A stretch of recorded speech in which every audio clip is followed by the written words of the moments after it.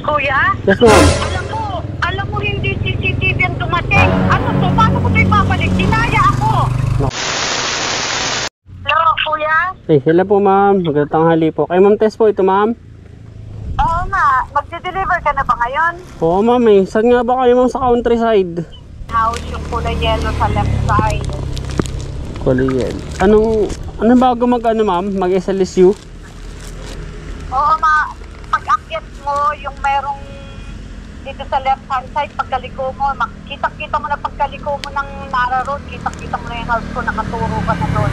Nasa kanto-kanto ng left side.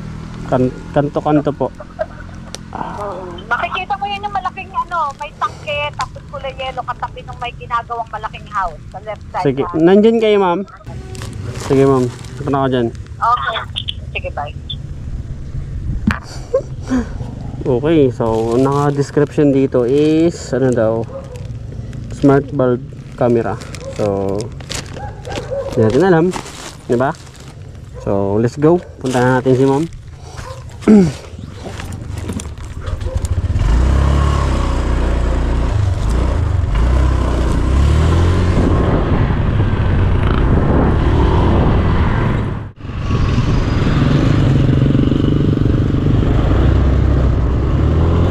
Yellow na bahay na meron tangke.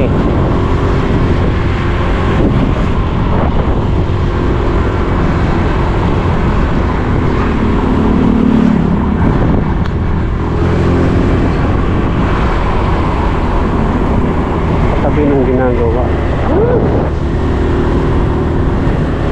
Ito, dito ba yan? Dito ba yan? Okay.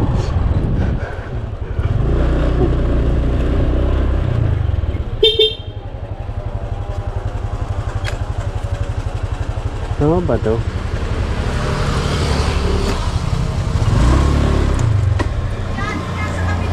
Sige po.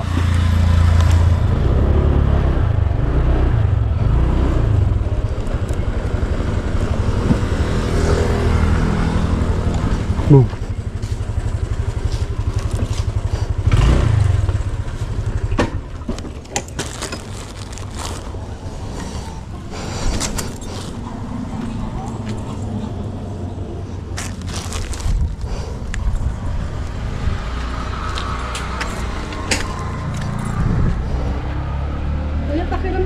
Dalawang kahon kaya yan?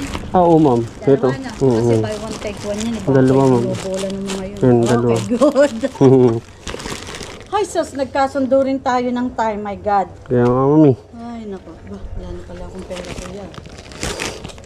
Do you take, Gcash? Pwede naman po, ma'am. May charge lang talaga. Magkano? Ano lang ito, ma'am? 799 lang. Ay, hindi yung charge mo sa Gcash. Ano lang yung 10?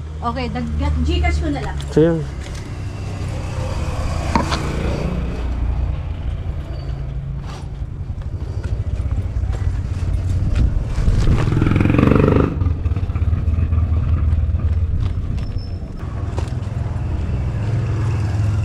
Anong number, kuya? 0915 0915 805 809 plus 10. plus 10 di 809.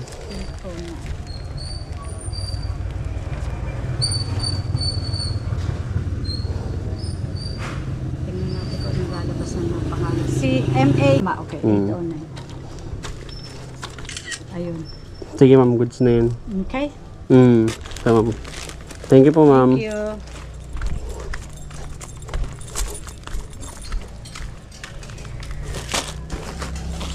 A few moments later.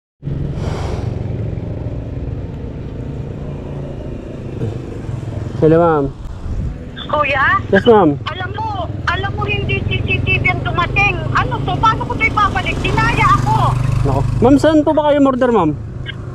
Hindi sa online. Naku lang, yun lang, ma'am. Kasi wala kasi kaming liable sa ganyan, ma'am eh. Ay, naku, oh my God, I'm so mad. This is a lie. I want my money back. Saan po ba kayo order, ma'am? Kasi kung saan po kayo order, ma'am, sila po muna yung kukontakin nyo, ma'am. Napakawalang yan nila. Oo, Balik ma'am. mo yung pera ko. Kasi delivery lang kasi kami, ma'am eh. Kuya, balik mo yung pera ko. This is not 800 pesos. Naku ma'am, hindi ko ma'am ano yun kasi nakaprocess na yun ma'am eh. Nakaw naman. Gusto ko bumalik ka dito. Tingnan mo kung ano to. Eh ma'am, kahit po bumalik ako dyan ma'am, eh wala din po ma'am ako magagawa kasi delivery ako ma'am eh. Turuan ko ako kung paano ko to hahanapin kung sino kung in-orderan ko nito. Saan po ba kayo order ma'am? Facebook po ba kayo order? Nakita ko siya sa Facebook ko. Yun ma'am, kung saan po kayo nag-chat ma'am, kung saan man kayo, di doon po yun or na ma'am, doon mo siya i-chat or hingin nyo po yung contact number. Wala kasi kami dyan ma'am, kasi ang amin lang ma'am. Kaya nga ma'am, delivery lang kasi kami ma'am, hindi po namin sakop kung ano man po yung laman ng parcel. Ako, yari ito sa akin, mapapatay ko itong mga to. Kaya nga ma'am, paano mo na lang po ma'am, talagang wala po kasi kaming ano dyan ma'am, kinalaman. Paano ibabalik ito? Kontakin nyo po muna yung inorderan nyo po ma'am, tapos bibigyan po kayo ng waybill. Papalitan naman po nila yun ma'am, once po na-contact nyo sila. Sige ma'am, thank you po. Oh my god, yun na nga po ang sinasabi sa hula. Ay nako. Kaya advice namin sa mga customer kasi wag talaga kayong ano, hindi namin ina-advise na order sa Facebook kung hindi mo kilala yung mga legit na ano na store para tindahan, kasi tulad niyan no, di ba, siyempre trabaho lang namin deliver, hindi naman namin alam kung ano yung laman ng parcel na yun.